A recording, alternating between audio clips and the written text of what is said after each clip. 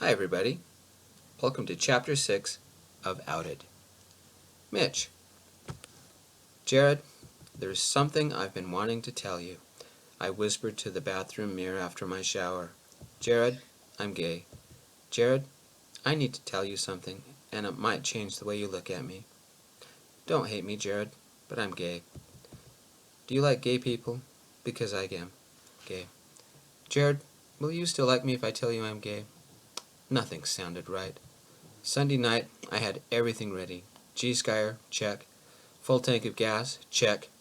Extra blankets so we can lie back and watch the Perseid meteor shower, check. Flashlights, check. Hat, delivered on Sunday. Sunday was all set, if I could figure out the right words. Maybe the simple, Jared, I'm gay, would be best.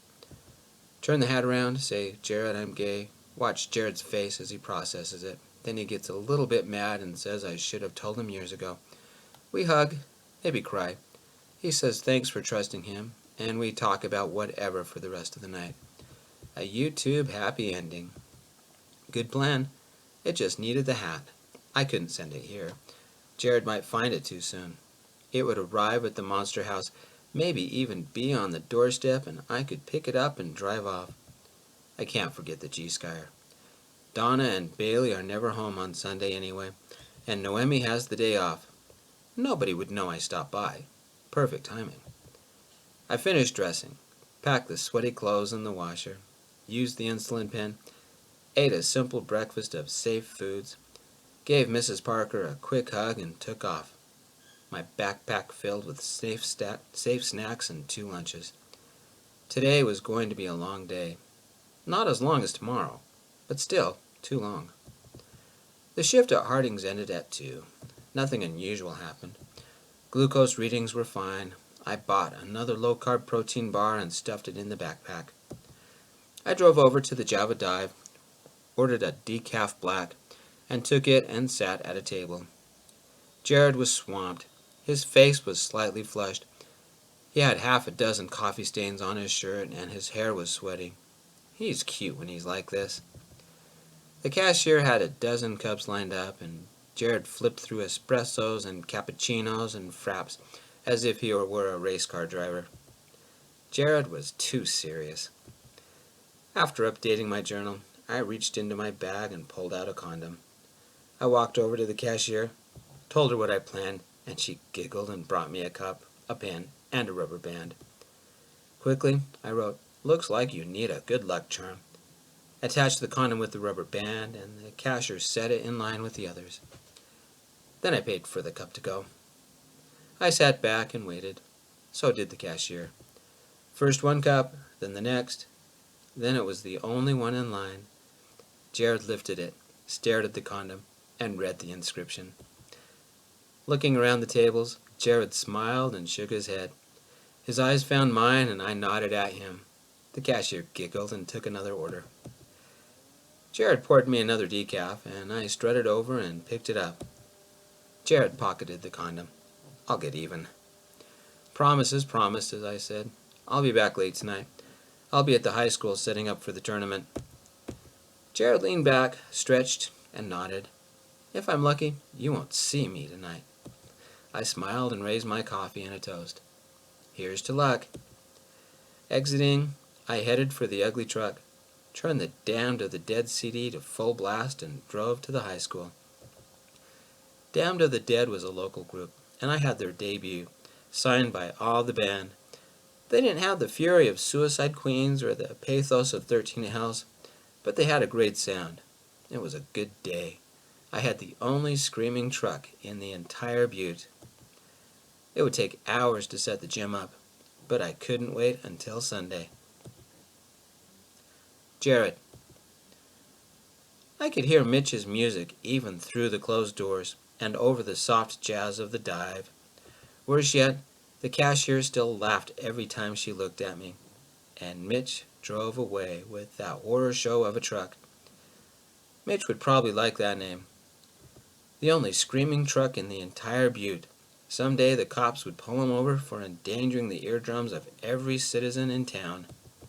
Still, a good luck charm was a good luck charm. I might as well see if it worked tonight. First, though, time to get to the food pantry and stock up on basics. Mitch would be gone for a while. It was as good a time as any. After work, I spent an hour in line at the food pantry. I drove home, threw out anything that had expired, and restocked the shelves in the kitchen. Mom had everything she needed to cook now. Mitch wanted my life. Pathetic. If he only knew.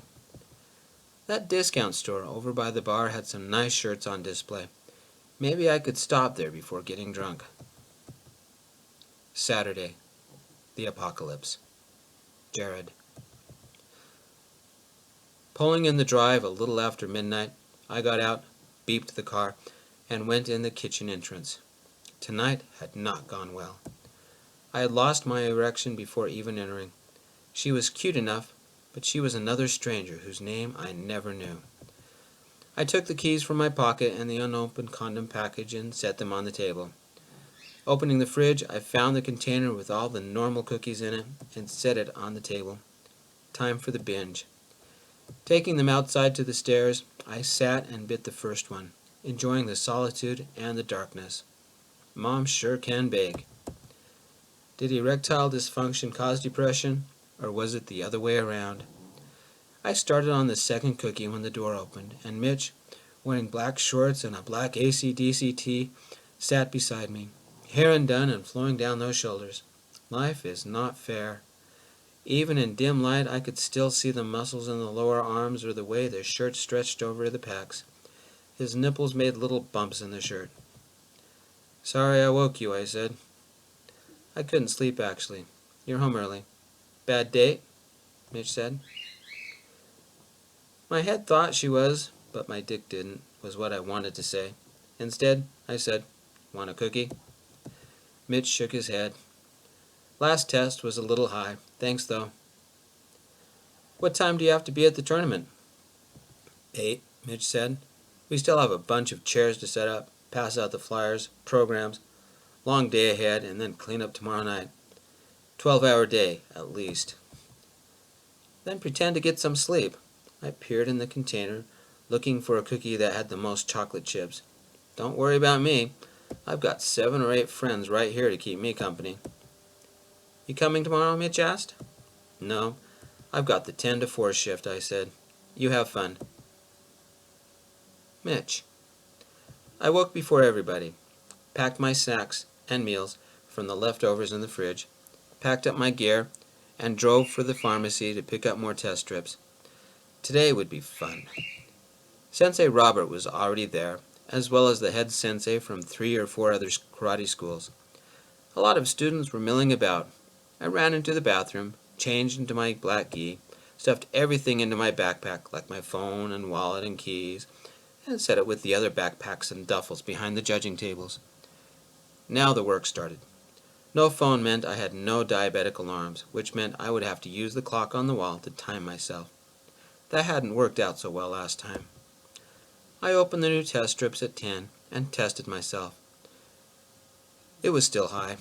I closed the container, but the clasp wouldn't snap shut no matter how I hammered on it.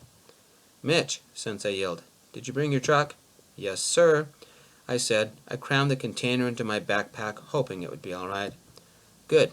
I need you to pick up some bottled water, then stop at the dojo to pick up some files I left." As soon as I grabbed my backpack, we took off. One of the white belts I trained, a teen named Z, came with me.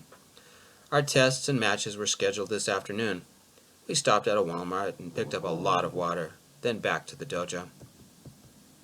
Jared.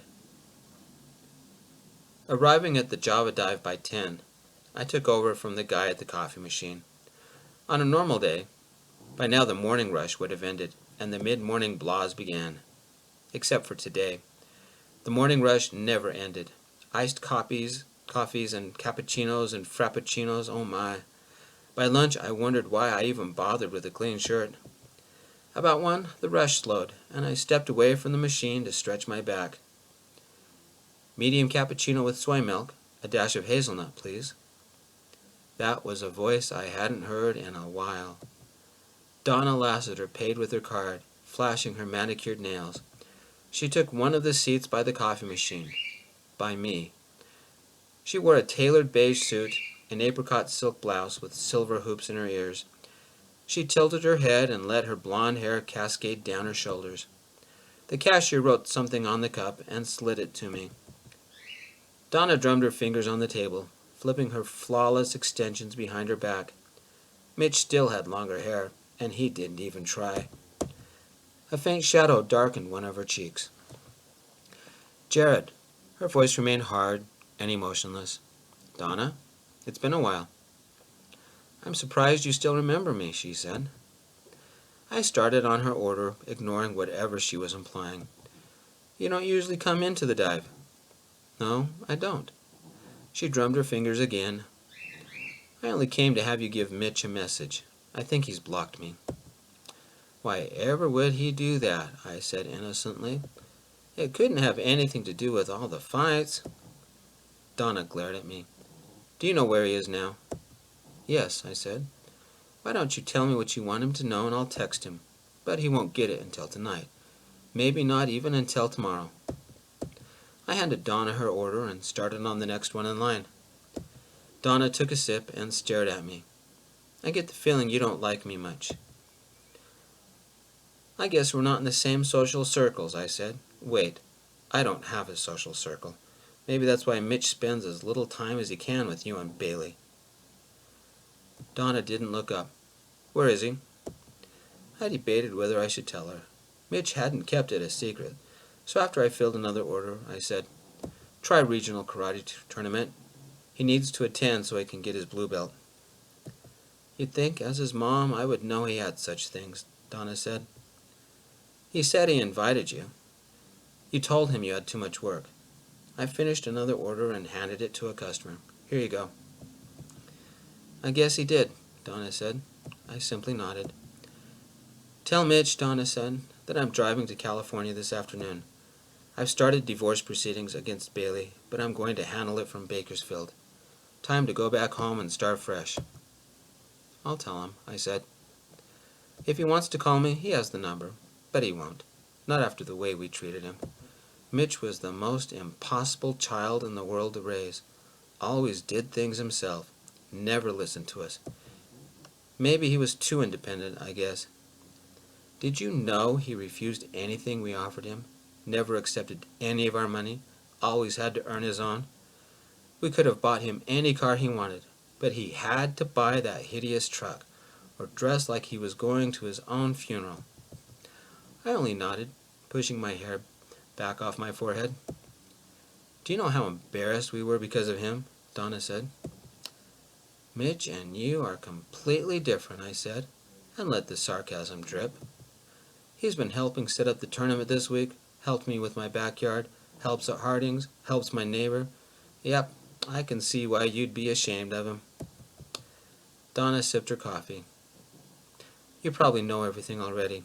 Bailey only hit him when he got mad, but Mitch changed after the first incident. Mitch never mentioned that. He had a lot of accidents over the years, some worse than others. The black eye from high school, he had run into a car door while trying a flip. The bruised ribs right after high school, trying to slide the rail and fell off.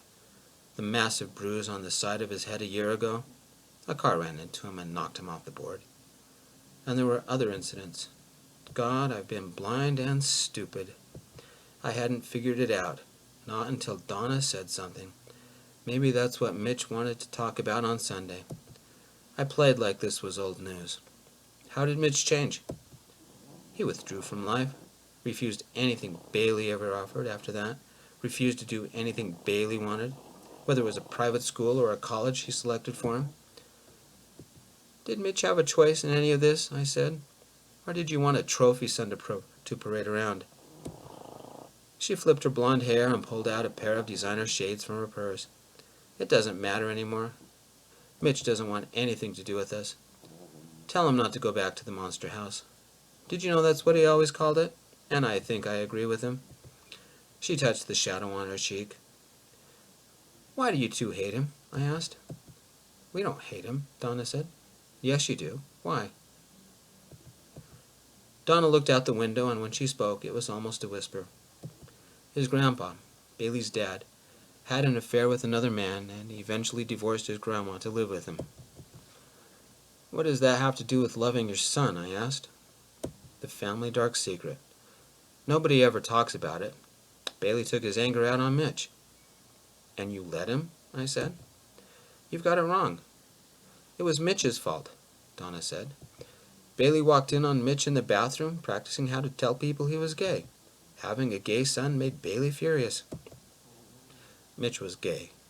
I felt like somebody had hit me with a brick. Mitch didn't date, didn't socialize, and fled from his parents every chance he got. He didn't dare be himself, because his father would hit him. Was that Mitch's first skateboarding accident? I sneered. The one he had back in middle school, where he went to Instacare? Donna didn't say anything. She took a sip of her coffee and avoided my eyes. All these years I've been a fool. I took a deep breath to calm down. Finally, I said, why shouldn't he go back? Bailey's in one of his moods, since I told him I wanted a divorce. Donna rose and left $1 on the counter. Mitch was right. You do make good coffee. Bailey hits Mitch for years and you scream at Mitch. Bailey hit you once and you leave town. Is that it? I said. She left the Java dive, adjusting her glasses, and beeped the Maserati just outside the glass windows. Suitcases and boxes filled the back seat, and I assumed the trunk as well. Of course, the Maserati took up 2 spaces. I watched as Donna drove off. Bailey hit Mitch because Mitch was gay, and Mitch never said anything. I swore at myself for never realizing before. Mitch proved again that he was the hardest person in the Butte to know, and he had a reason to keep it that way. If I had known, I'd have gotten a second bed in my room for him to sleep at, and we'd have been roommates. I pulled out my phone and sent Mitch a quick text. 911. Don't go home. Call me.